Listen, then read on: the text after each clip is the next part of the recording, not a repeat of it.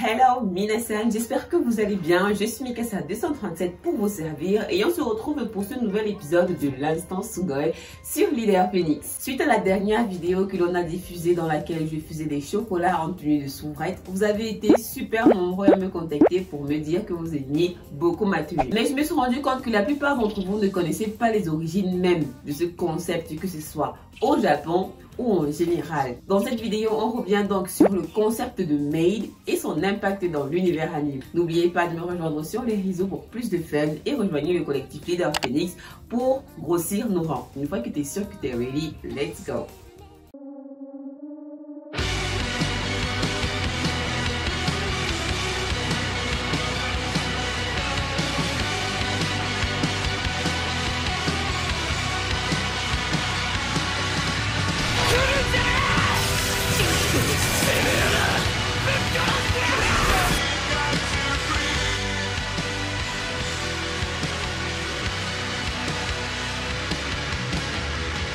Le genre maid est un style de cosplay qui consiste à porter des tenues de serveuse, hôtesse dans toute sa splendeur. Tulle, tablier blanc, barrette dans les cheveux, vous voyez de quoi est-ce qu'il s'agit. À la base, le concept de maid provient d'Europe. Celui-ci est né à l'époque où les femmes de la haute société avaient besoin de main-d'œuvre pour les aider, de femmes qui pourraient les aider à exercer leur ménage. Cette culture a tellement marqué les esprits qu'avec le temps, les Asiatiques ont capturé ce concept et l'ont inclus dans leur univers.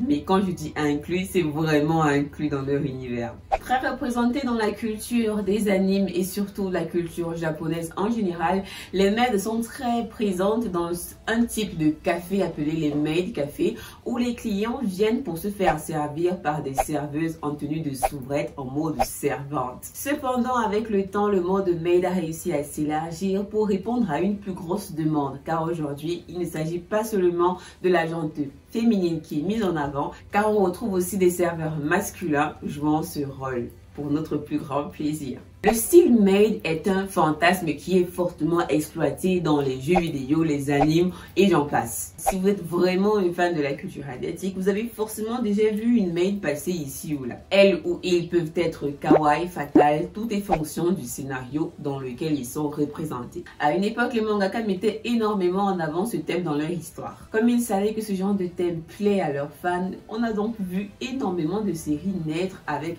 ne serait-ce qu'une seule maid à l'intérieur. Au vu de toutes les séries qui sont sorties sur ce genre de thème-là, personnellement, je préférais les maids fatales aux maids kawaii. Pour vous montrer un peu l'ampleur que ce concept a vu dans l'univers anime, j'ai fait une petite sélection. Voici le top 3 des maids les plus célèbres dans le thème fatal. Mayrin de la série Black Butler.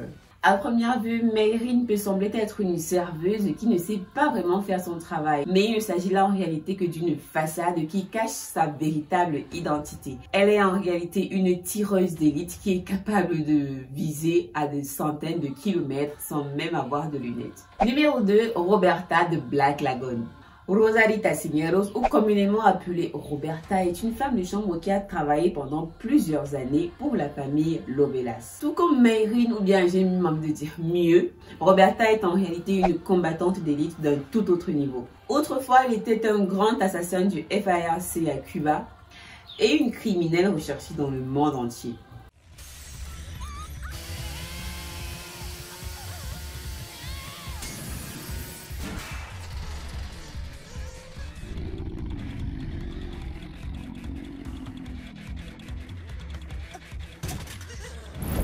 Numéro 1 de ce petit top, on retrouve la maid certainement la plus populaire dans ce genre de thème, Rem de Re:Zero. C'est la sœur jumelle de Ram et toutes deux travaillent pour le compte de la famille Roswell.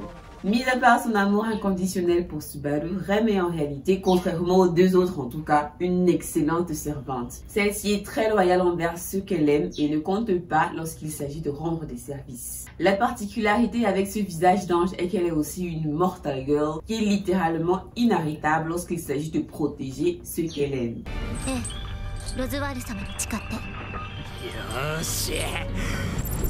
C'est ici que s'achève cet épisode de remise à niveau sur le concept même de Made et son impact dans l'univers anime. Dans l'épisode de la semaine prochaine, on reviendra sur l'expansion de ce concept dans la vie réelle des Japonais avec le concept très prisé de Made Café. N'oubliez pas de me rejoindre sur les sociaux car je suis sur nos têtes trop cool, vivante au Cameroun. On a une autre bonne nouvelle à vous partager. La chaîne est désormais disponible en streaming. C'est-à-dire que si votre câbleur vous fait des choses bizarres ou alors si Eneo coupe l'électricité, vous avez tout de même la possibilité de suivre vos programmes favoris sur Leader Phoenix mais en streaming. Comment? Eh bien, contactez simplement la chaîne pour avoir toutes les informations. C'est très facile et en plus vous êtes à l'abri de toutes les pubs cancéreuses qui peuvent venir gâcher votre expérience. Contactez simplement la chaîne pour plus d'infos. Allez, c'est ici que s'achève cet épisode. On se retrouve la semaine prochaine. D'ici là, portez-vous bien, bande de gens. Ciao. Bye.